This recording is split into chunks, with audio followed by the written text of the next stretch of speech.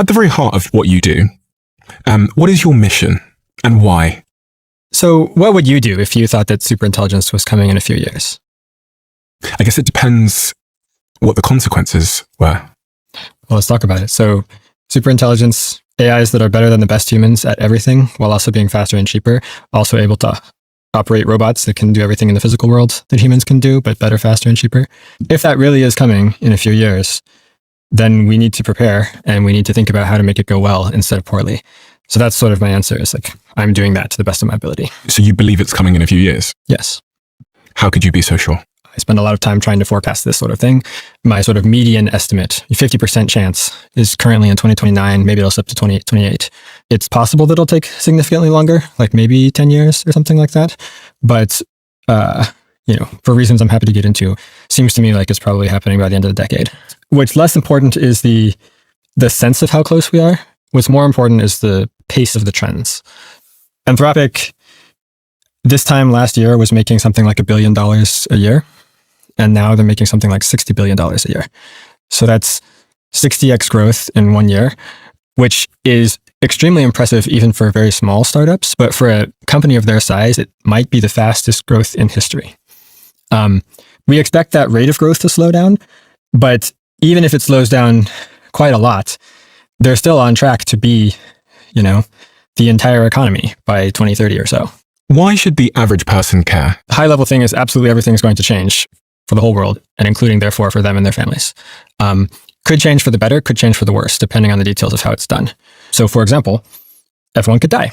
This is the classic loss of control scenario, or one version of it. If we do build these superintelligences and we use them to automate all the jobs, and we put them in the military, and we, have them giving advice to politicians and so forth, they will eventually have accumulated enough real world power that they don't need humans anymore. And they're smarter than us, they're more strategic, etc. At that point, we sort of have to hope that they are virtuous, that they have, the goals that we wanted them to have, the values that we wanted them to have, etc. And the sort of scary open secret in the AI industry right now is that right now that is kind of just a hope. It's not something that we can be at all confident in. And in fact, there's lots of evidence and arguments that we're not on track to achieve that. So there's lots of reasons, like current AIs, for example, will often lie to people, or they will you tell them to do something and they go do something else and then pretend that they did it, right? So it's an inherently difficult problem to make something that's super intelligent and also has the values and virtues that you want it to have. And it doesn't seem like we're on track to solve that problem. Also, it seems like the sort of problem that you could think you've solved when you haven't actually solved it, right? That's a big reason why this is scary. So for all those reasons, it's possible that we'll end up essentially creating a new species that ends up ruling the world instead of us. And then maybe we go the way of other extinct species in the past that were outcompeted by humans. That's one possibility. There's many more. Even if you're not worried about that and you think that the AIs will be totally controlled, there's the question of who controls the AIs, right?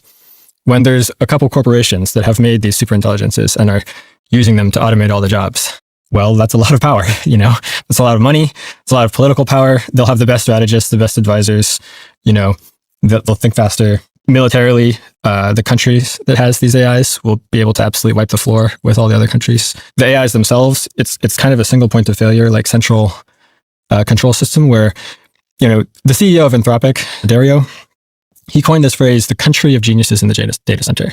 That was his phrase to describe what they're trying to build, I think that's a little bit misleading. I think it would be more accurate to describe it as army of geniuses in the data center, because it's not like it's a bunch of diverse different AIs, living in their different parts of the data center.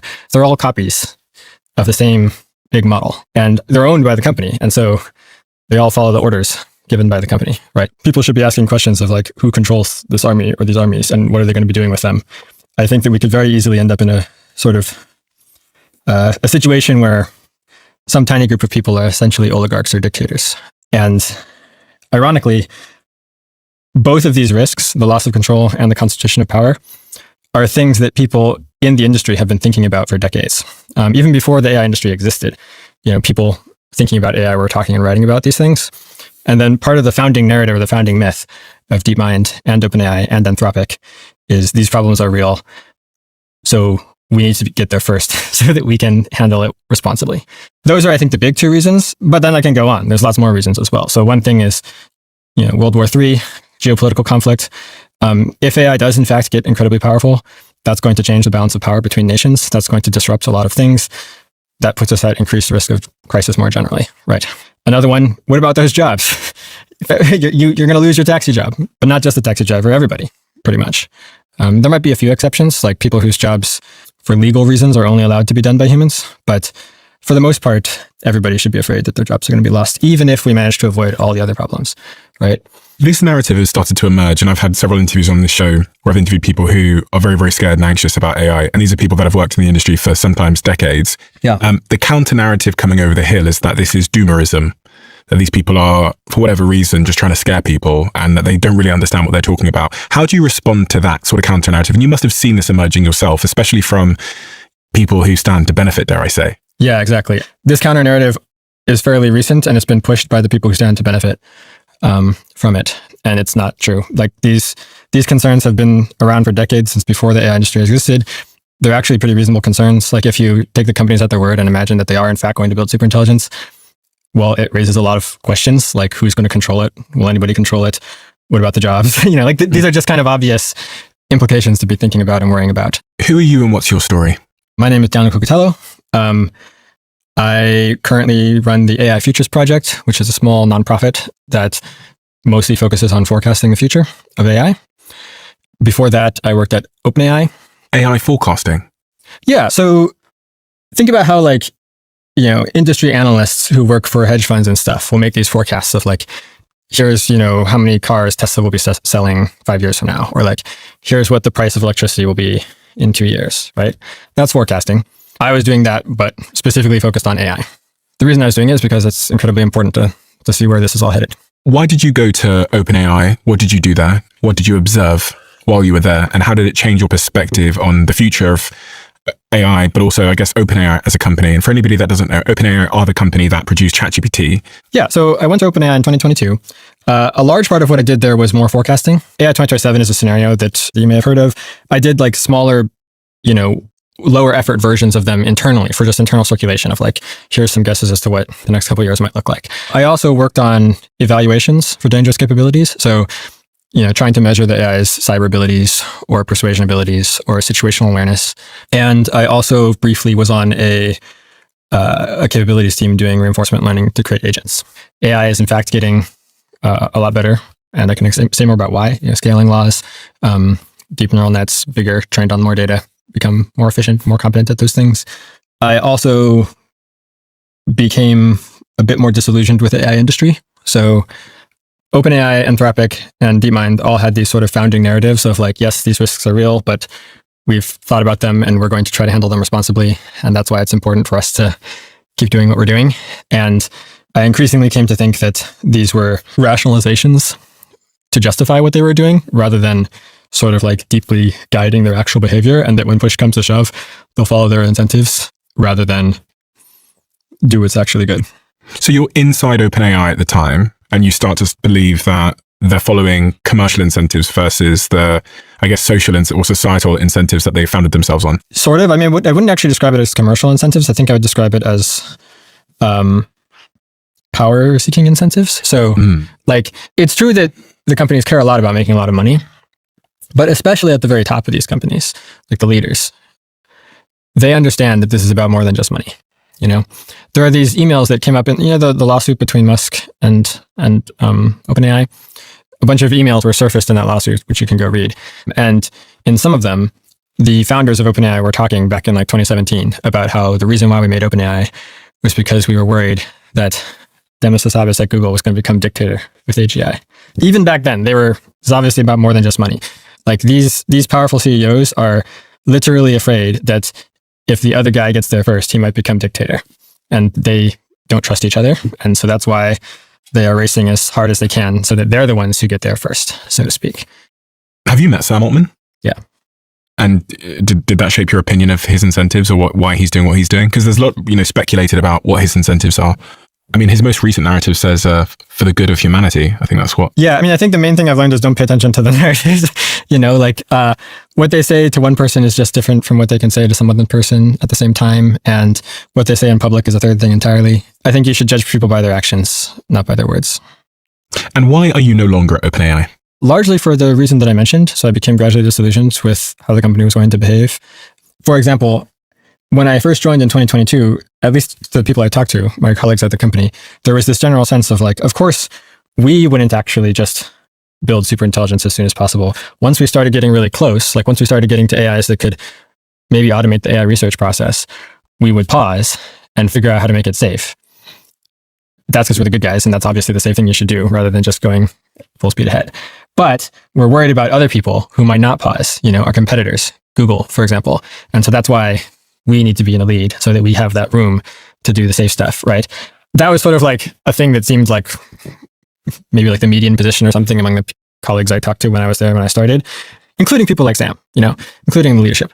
And then by the time I left, I was like, oh man, they're really not going to do that, are they? Like they've sort of, partly because this has become more politicized and they've become bigger and been under more scrutiny, people have started asking like, why are you doing this in the first place if it's so risky? And so they've pivoted their narrative to being more like, actually, it's not that risky, And so, yeah, I mean, it seems like they're just going to keep going roughly as fast as they can and hope that they can figure it out on the way. How did your time at OpenAI come to an end? I resigned in 2024. I had a nice goodbye party. What were the reasons you gave for quitting OpenAI? I thought that we were rationalizing too much and that we needed to think more about what would actually be good for the world. I wanted more freedom to publish. So at OpenAI, as it became a bigger company, it became more of a normal tech company with incentives and, a PR department and things like that. And so it started becoming more difficult to publish the sort of research that I was doing. For example, those scenarios that I mentioned, couldn't publish those, right? They're just for internal use. I thought that was a shame because right now, most of the world is kind of asleep at the wheel and doesn't really realize what's going on with AI and doesn't really realize what's coming in the pipeline a couple of years from now. And the companies aren't really incentivized to tell people that much about it. I mean, they say some vague stuff in a sort of hypey way, but, they didn't want me to publish the scenario, for example, laying out like, here's how things might actually look. I'm super curious as to what it's like being in a company like that when ChatGPT 3 is released. You were there at that time, right? Mm-hmm. Which was a moment where I think the whole world stood up and realized that this technology was powerful. Yeah. And the conversation really began from a society level. The company starts growing super quickly. Yeah. Quicker than I think anybody could ever have imagined. And what was it like inside there? What did you see change over that period of time? I remember one all-hands meeting where Ilya said something like... Ilya being... Ilya Sutskever, who was head of research at that time. He said something like, okay, now the world is starting to pay attention. Each of you is going to be the most popular person at every party for the next year. Don't let it get to your head. Focus on the mission. Got to build AGI. The company grew a lot. It already wasn't really feeling like a nonprofit when I joined, but it definitely didn't feel like a nonprofit by the time I left. Lots of new people came in. Ironically, the amount of conversation about superintelligence and the implications of superintelligence arguably sort of went down over time due to this growth, right? So because the company would double and then double again and then double again, all these new people were coming in from other parts of the tech industry who hadn't really been thinking about these things and were attracted by the high salaries. You lost $2 million for not signing an anti-disparagement clause, which would mean you couldn't criticize the company. Yes. Well, so I got to keep the money. Oh, you got to keep so what happened was after I had left, said my goodbyes, etc., I got the exit paperwork, and it included this clause that said you basically have to agree not to criticize the company again, and also a clause saying you can't tell anyone about this. And so I thought that was kind of rich coming from a nonprofit that's supposed to be, for the benefit of all humanity. So I didn't sign it. And if you don't sign, you don't get to keep your equity. So your compensation, what they pay you is a bunch of money and then also a bunch of stock, basically. But then they had this stuff in the contract that they get to yank back your stock if you don't sign this thing. And my wife and I, were upset about this. We talked about it for a month or two, consulted some lawyers, and then ultimately decided to just refuse to sign. Which would mean you would have lost $2 million. That's right. Which was 80% of our net worth at the time. Fortunately, it didn't go the way we expected. It blew up basically on the internet. When people heard that we had done this and that we had said no, it became this huge scandal. Employees at the company started asking questions in Slack and asking leadership, wait, what? Why are you going to take away our equity? What is this? Because a lot of people hadn't really noticed this before. It had been whispered about, but it hadn't been sort of a thing that most employees knew about. And so they backtracked and they said, never mind. We'll change the paperwork. You can keep the equity. It's fine. And Sam Altman came out and said he was embarrassed that he didn't realize this was going. Yeah, he had no idea, apparently. You don't believe him? No, I think he probably knew. And if he didn't know, then people close to him probably did, such as his head lawyer. Why did you decide not to take the $2 million? I mean, most people would have, I think. It's true. Most people would have, and most people did. And, money is nice, but like, it's not the only thing, Sometimes it's good to take a stand on principle. I keep mentioning superintelligence. Perhaps I should say more about like the sequence of events that the companies are planning to do. So right now, they're focusing on automating coding.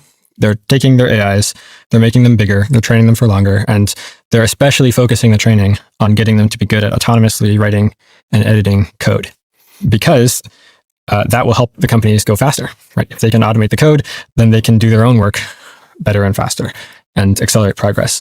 The next step, which they've already begun, is to look at the rest of the research process as well, coming up with ideas, analyzing experiments, communicating those results. All the other parts of the research process, they're trying to figure out how to train AIs to be good at those as well, so that they can have AIs do the entire thing autonomously. When you say do the entire thing, what do you mean do the entire thing? So like Anthropic and OpenAI in particular are trying to automate themselves. Like they're trying to make it the case that they don't really need human employees anymore. They just have a giant army of AIs that's churning away, doing all this autonomous research to make better AIs, to train the new AIs, put them in charge so they can make even better AIs and so forth. And of course, not all just happening internally, but also like interfacing with the world, right? Like going out and talking to people, collecting the data, setting up the training environments, doing the business deals and so forth. Like they're trying to automate all of that. The reason why they're doing this is because they're trying to get to a position where they have AIs that are superhuman at everything, super intelligence, and they're trying to get there before their competitors do. Needless to say, this is incredibly dangerous, I would say, And in addition to being dangerous, it's a power grab, right? Like if they actually succeed at this, then they'll be sitting on top of this army of superhuman AIs that will give them immense leverage over all sorts of other actors in the economy. Insofar as they can work out something with the presidents and integrate it into the military or whatever, then that would give the US immense hard power over all other countries, right? Obviously, nobody knows exactly when this is happening, but a very disquieting thing has happened over the last year to me, which is that when we published AI 2027, people were generally of the opinion that my timelines were too short and that like probably it would take more than 2027 until we got to this sort of events that I was just mentioning, recursive self-improvement, AIs automating the whole research process, superintelligence. These types of milestones, they happen in 2027 in AI 2027. Which is this research paper you published. That's right. It's a scenario forecast that sort of lays out like month by month a possible future trajectory. There was sort of like, at the time that we started writing, it was my best guess as to what would actually happen. Obviously, there's lots of uncertainty, but I thought it's valuable to make a concrete guess just to sort of see what it might look like. And at the time we were writing this, a lot of my friends in the AI industry and in nonprofits and so forth that work on AI, a lot of people were saying like, yeah, that stuff's going to happen, but like it'll probably take a couple years longer than you think. And now it's more 50-50, especially when I go talk to people at Anthropic and OpenAI. They're often like, yeah, no, 2027, that's basically what's going to happen. Just like you wrote. Why did you update your timelines? Oh yeah, context for this is after writing AI 2027, I shifted my timelines to be a little bit more conservative. So at the time that we published, my 50% mark was in 2028, not in 2027. And then after we published, progress seemed like it was going a bit slower. And so I updated to 2030 mark, which is, still could happen sooner, could happen later, 2030. But now when I talk to people in the companies, they're like, it's not going to take that long. They're like, oh, you need to shorten them again. Like get them back to 2027 or 2028, So that's a bit disquieting. Again, don't know how long it's going to take, but this is the stated plans of the AI companies is to do this incredibly dangerous thing. And they think that they're just a few years away. So you wrote this report here, What 2026 Looks Like. Mm-hmm. And you wrote this in 2021, mm-hmm. and it was remarkably accurate, helped make a name for yourself amongst everybody in AI. And which one was it that JD Vance, the vice president, read? I think it was this one, wasn't it? Yeah, this one. Yeah. And then you published this one, AI 2027, and this was published, I believe, in 2025? Yes, that's right, April. Yeah. What were you forecasting in here? What are the key things that you said in here for people that haven't read it? The high-level version of it is they automate the coding, then they automate the rest of the research process, then the pace of progress accelerates dramatically. They get the super intelligence. They're working with the government, specifically the president, the executive branch, naturally wants to control this technology and otherwise wants to use it to beat China and integrate it into the military and so forth. By this point, it's sort of doing basically all the work itself. I mean, it's super intelligent. So it's coming up with all these great ideas for how to integrate itself into everything and all these new technologies it's invented and so forth. And because of the race dynamics and because of the profit motive, they end up deploying it everywhere. And it builds robot factories, they build more robots, they build more robot factories, etc. Transforms the world entirely. And then at some point, it has enough power, it meaning the AIs, have enough power that they don't have to pretend to be aligned anymore, right? Then they stop listening to orders. That's the race ending of AI 2027. We also wrote a sort of different branch, which is the slowdown ending, which was intended to sort of illustrate the concentration of power issues that I mentioned previously. So what if hypothetically the alignment issues get sorted out sufficiently quickly? Like what if it turns out that like it's not too hard, with 2 months of slowdown, we can figure out how to make the AIs robustly do what we want and have the values that we want them to have. So that's one possible branch. And in that branch, it looked pretty similar. You know, they take the jobs, beat China, etc. But instead of the AIs ultimately killing everyone, they create this sort of amazing utopia. But the amazing utopia is whatever the people who controlled the AIs wanted it to be, right? And so that would be a very small group of people, like the president, some CEOs, etc.